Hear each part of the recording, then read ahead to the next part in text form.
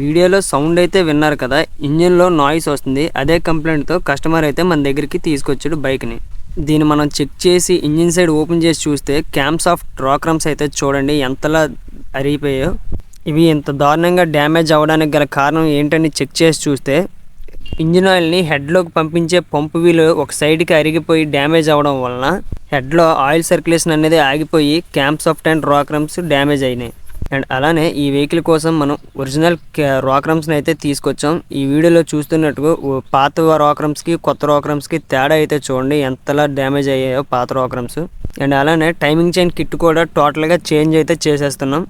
Engine side మొత్తం పెట్రోల్తో నీట్గా clean చేసుకొని timing chain and rock replacement అయితే చేసాం. ఏ వెహికల్కైనా ఇంజిన్ సైడ్ రిపేర్ చేసేటప్పుడు ఇంజిన్ ఆయిల్ హెడ్లోంచి తోడుతుందో లేదో చెక్ చేసుకోవాలి, లేదంటే ఇంజిన్ సీజ్ అయిపోయే అవకాశం ఉంది.